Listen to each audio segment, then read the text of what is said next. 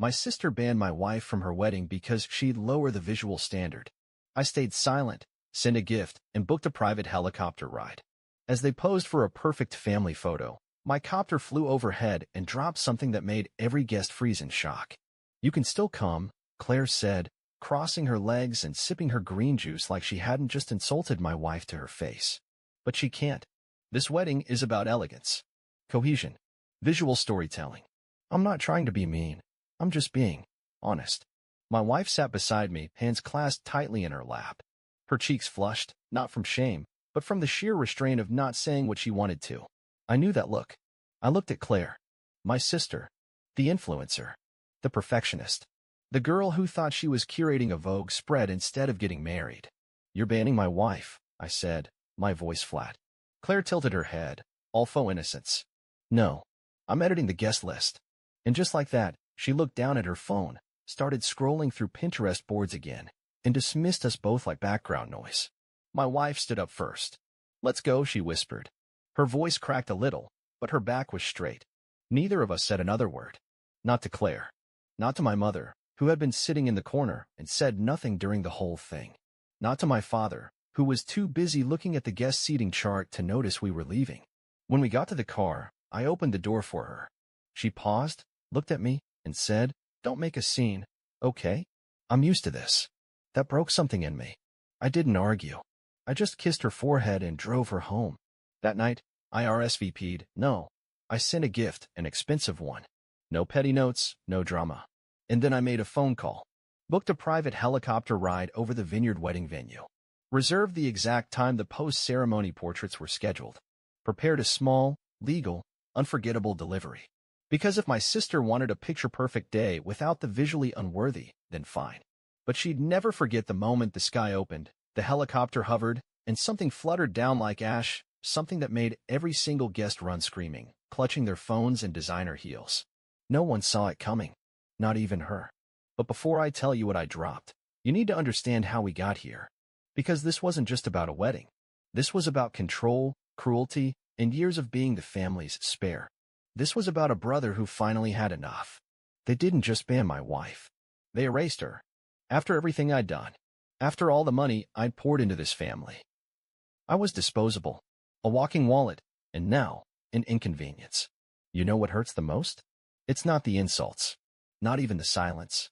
It's doing everything for a family that treats you like furniture, useful when needed, invisible when not.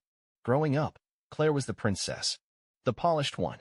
Pageant-level hair, debate club captain, queen bee from the minute she could spell the word designer.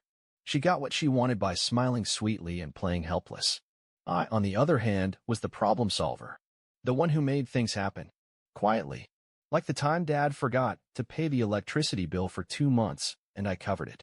Or the time Claire's car broke down a week before prom, and I maxed out my credit card to fix it so she wouldn't miss her moment. No one ever thanked me. But I told myself that's what family does. Right? When Claire got her first apartment after college, guess who co-signed the lease? Me. When she was laid off for 3 months and couldn't handle the pressure, guess who covered her rent, groceries, and gym membership? Me again. When our parents wanted to throw her a surprise birthday party fit for a queen, but didn't have the money, guess who dropped $2,400 for catering and decorations? You get the idea. And it wasn't just Claire. Our parents had a favorite pastime, calling me Mr. Responsible, which really meant Mr. ATM. They loved reminding me I was the one who had his life together, which somehow made me liable for everyone else's lives falling apart. Emily, my wife, noticed it from the beginning. "Why do you always pay?" she asked once after I sent $600 to my mom, just to cover a few things. "They're family," I said. She looked at me for a long moment. "So are we." I wish I'd listened to her sooner. The breaking point came during wedding planning. Claire had just gotten engaged to Anthony, some tech bro with a startup and a startup ego. They planned a rustic luxury vineyard wedding that looked like it cost more than my entire college education. At first, I stayed quiet. I knew how these things went. But then my mom called me. "We're just a little short," she said. "How short?" She sighed dramatically. Claire's dream venue raised the price. "If you could help just this once." "How much?" "A few thousand," she said like it was nothing. "You know you always help out. And you make good money." I didn't say yes. But I didn't say no either. That was my mistake. Because the next day Claire texted me. Thanks for agreeing to chip in.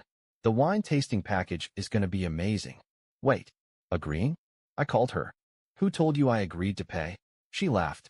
Oh, come on. Don't be stingy. It's your only sister's wedding. And don't act like you can't afford it. Didn't you just buy a new car?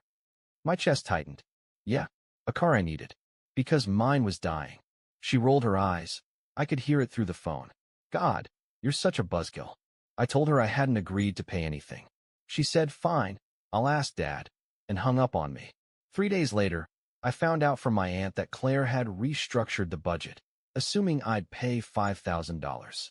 And everyone knew it, including Emily, who hadn't even been invited to the wedding. When I confronted my parents, they were conveniently vague. Well, you've always helped, my dad said, as if that was a contract. Mom chimed in, don't ruin this for her. She deserves a perfect day. If Emily can't be a team player, maybe it's best she stays home. I stared at them. You're serious? They looked at each other, shrugged. You know how Claire is, my mom said, as if that excused everything. She's stressed, my dad added. Weddings bring out emotions. Emily was sitting on the couch when I came home. She had a glass of wine in her hand. Her eyes were red. She texted me, she said. I sat beside her. Claire. I nodded. She said I didn't belong, that I was a visual liability, that you'd come alone if you really cared about your family. My throat went dry. She said I make you look small. Emily turned to me. Her voice shook. Do I? Make you look small? That's when something inside me snapped. No, I said. They do. The next morning, I sent Claire a message. No drama. No emotion. We won't be attending. Hope it's everything you dreamed of. I also sent the gift she expected, a pricey espresso machine from her registry. And then, I booked the helicopter. But before I could feel good about it, the guilt storm rolled in. Mom called. Dad called. Claire messaged me in the group chat. Didn't expect you to be this petty. You've always been generous. Guess money changes people. Then came the text that broke the last string. Don't punish me because your wife doesn't measure up. I looked at that sentence for a long time. Claire hadn't just erased Emily. She spit on her. And they expected me to fund it. No more. I picked up my phone, called a private aviation company, and started planning the moment that would ruin her perfect day. Not with violence. Just the truth. Falling from the sky. In front of everyone she ever tried to impress. They said it was the most elegant wedding of the season, until the helicopter came. I was calm when I arrived. From the top of the hill, I could see the venue stretched out below like a Pinterest board brought to life. White canopy, rows of neatly placed chairs, a floral arch dripping with soft pinks and champagnes. The vineyard glistened behind them, golden in the afternoon sun. Everything looked perfect. Too perfect. Claire stood near the altar, her gown flowing like a bridal commercial. Her groom, Anthony, was beaming beside her. Guests sipped rose and posed for photos as a string quartet played something light and expensive sounding. Then came the sound. It started as a hum. Subtle. Curious. By the time the helicopter was directly above them, every head was turned to the sky. The string music stopped. The air shifted. What's going on? Someone shouted. Then, the drop. Hundreds of white cards fluttered down from the sky like snowflakes. At first, guests reached out, confused, thinking it was part of the wedding, until they flipped them over. On one side, a black and white portrait of Emily, my wife. Graceful, strong, honest. On the other side, the truth. A screenshot of Claire's message. If he brings that librarian-looking wife, I'm cropping her out of every photo. A group chat reply from my mother, with a heart emoji under Claire's comment. Ugh, she ruins the aesthetic. And finally, Claire's boldest text yet. We'll guilt him into paying half the wedding. He always folds. The cards hit the ground, the tables, the shoulders of stunned guests. Phones came out. People began whispering. A few gasped. Some just stood frozen, staring at what they held. Claire screamed first. Anthony looked around, unsure whether to shield her or run. Then chaos. My mom lunged for the cards, frantically trying to grab them before more people read. My dad shouted something about calling security. The photographer panicked, thinking it was a drone prank. And Claire, the perfect bride, began spinning in circles, yelling, "Who did this?" And then she saw me. I was standing just beyond the venue gate, watching. She stormed toward me, veil twisted, makeup cracking, cards crunching beneath her designer heels. "What is wrong with you?" You ruined everything. I didn't flinch. No, I said calmly. I revealed everything. She stopped, trembling. Guests were backing away now, unsure if this was still part of the show. Claire's face twisted. You always hated me. You were jealous. That's what this is. I took a step forward. Jealous? You uninvited my wife. Said she didn't fit the look she wanted. Told everyone I'd bankroll your fantasy because I always do. This wasn't revenge, Claire. This was a wake-up call. Just then, Anthony appeared behind her, staring at one of the cards. He looked at me, then at her. You said you didn't talk about him like this. She tried to grab his hand. It's taken out of context. He pulled away. No, it's not. And then he walked off. Left her standing there. In a $9,000 dress. Alone. My mother ran up next, red-faced and wild. What have you done? You've humiliated your sister in front of everyone. Her wedding is ruined. I stared at her. You helped her humiliate my wife. For months. And expected me to fund it. You're being dramatic, she hissed. I pulled one of the cards from my pocket and held it out. Is this dramatic? You like this, remember? Her face went pale. Guests were now openly leaving. Someone muttered, this is a disaster. Another said, good for him. One woman took a photo of Claire crying and whispered, that's going viral. I turned and walked away. I didn't say goodbye. Didn't look back. And in that moment, with truth raining from the sky and every lie laid bare, I felt something I hadn't felt in years. Peace. I dropped the truth on them from the sky. But what hit hardest was the silence that followed. For the first time in my life, no one from my family called me. Not that day. Not the next. Not the one after that. Silence. Not even a text to scream or threaten or accuse. At first, it unnerved me. Then it made me smile. Claire went dark on social media. Her Instagram, wiped clean. The wedding hashtag she pushed for months? Dead. No posts. No reels. Just awkward photos from guests showing a chaotic venue, a bride in full meltdown, and cards scattered like confetti. The internet, of course, had opinions. I didn't share the video, someone else did. And once it hit a wedding drama forum, it exploded. Bridebands SIL calls her ugly, gets exposed mid-wedding via helicopter drop. 500K likes. Claire's name wasn't tagged, but those who knew, knew. The comments were brutal, but honest. Imagine calling someone not aesthetic while begging them for money. I hope he dropped a Venmo request too. Emily saw the post 2 days later. She came into the room, phone in hand, trembling. Was this you? I met her eyes. Yes. She said nothing for a long time. Then she sat down beside me, gently placed the phone on the table, and whispered, thank you. And then she cried, not from pain this time, but release. That night, we opened a bottle of wine. The good one. Sat on the floor like teenagers and laughed until 2 a.m. We were free. Of them. Of all of it. But freedom never comes without backlash. On day 4, the calls finally came. First, my mother. How dare you shame your sister like that? She's devastated. I stayed calm. You all shamed my wife. For years. Claire just got a taste of what she's been serving. You're being dramatic, she snapped. It was just a misunderstanding. No, I said. It was a pattern. And I ended it. Click. Then my father tried.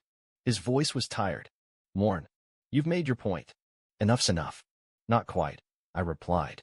I haven't even sent the rest of the screenshots. He cursed under his breath, then said, so that's it? You're just done with us. I laughed softly. I've been done.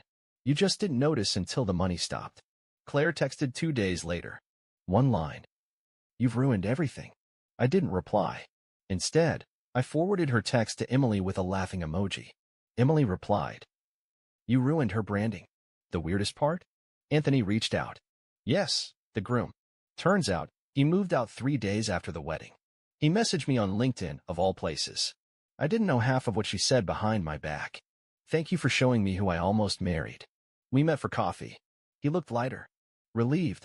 I got lucky, he said. You took the hit so I didn't have to. As for me, I deleted the family group chat. Blocked every number except my grandmother's. She called me after seeing the video online. She was laughing so hard, she couldn't breathe. I always said that girl needed a lesson in humility. Did I go too far? I asked. She paused. You went high. They went low. You just flew over it all. I'm not angry anymore. Not even bitter. I'm just done. Done being the wallet. The scapegoat. The brother who always paid and never counted. Now? Emily and I are planning a trip. A real one. Not a fake wedding honeymoon. A 2-week escape to a quiet beach. No drama. No Claire. No aesthetic standards. Just peace. And maybe, if we pass over a vineyard, I'll look down and smile. Because somewhere down there, I left my past behind. And above it all, we flew. They said I destroyed the family. But the truth is, I just stopped financing the fantasy. It's been 3 months. 3 months since I dropped truth on them from the sky. 3 months since I walked away from a family that saw me as a wallet with legs. And I have no regrets. Not one. No more last-minute emergencies. No more, can you just cover this one thing? No more, you're the only one we can count on. Just peace. Real, heavy, healing silence. Emily and I started a new life. We sleep in on Sundays. We cook together. We laugh again, really laugh. And when we fight, it's about dishes or movies, not about defending each other from my family's knives. That alone was worth everything. But I should have known it wouldn't end there. The call came on a Tuesday. Private number. I almost let it ring out. Almost. But something made me answer. Hello. It was Claire. Her voice? Shaky. Soft. Different. I'm pregnant, she said, before I even had a chance to breathe. Silence. I'm pregnant, and I don't know what to do, she said again, like that was supposed to mean something. I said nothing. Anthony left. My friends dropped me. Mom and Dad, they're not helping. I still said nothing. You're the only one who's ever actually been there for me. There it was. Not a confession. A manipulation, wrapped in vulnerability. She paused, probably expecting me to rush in, the way I used to. To say, okay, I'll help. Let's fix this. Instead, I asked, why are you telling me? Another pause. Longer this time. Because I thought maybe we could start over. She was crying now. We're trying to. Family should be there for each other, right? I felt it then, the old pull. That quiet guilt. That ache that says it's your job to rescue everyone. But it passed. I took a breath. And then I said, Claire, you're about to become a mother. So let me give you something valuable. She sniffled. Okay. Don't do to your child what our parents did to us. Don't teach them that love is earned through debt. Don't raise them to believe that help is something you demand, instead of something you honor. And don't ever use them to pull someone back into your orbit. She went quiet. I'm sorry, she whispered. This time, maybe she meant it. Maybe she didn't. But I didn't need to find out. Take care of yourself, I said. And I hung up. No rage. No drama. Just peace. The kind that says, this chapter is over. I told Emily that night. She listened. Said nothing for a moment. Then asked, do you feel bad? I thought about it. No, I said. I feel free. I used to believe that being the bigger person meant staying. Helping. Forgiving. Sacrificing. But now I know. Sometimes being the bigger person means walking away and locking the door behind you. Because not everyone deserves access to your heart just because they share your blood. Do I wish things were different? Sure. But not enough to go back. Not enough to trade my peace for their chaos. Not enough to re-enter a burning house because someone finally noticed the fire. Here's what I know now. Love without respect is just manipulation. Family without boundaries is just emotional debt. And silence can be the loudest form of truth there is. I'm not the villain in this story. I'm not the victim either. I'm just the one who finally said, enough. So if you're reading this and wondering if it's okay to stop being the family savior, yes. If you're wondering if you're selfish for choosing peace over obligation, you're not. And if you're wondering whether you'll survive the fallout, you won't just survive. You'll fly, just like I did, over the vineyard, over the noise, over everything they built on my back, and you'll never land the same again.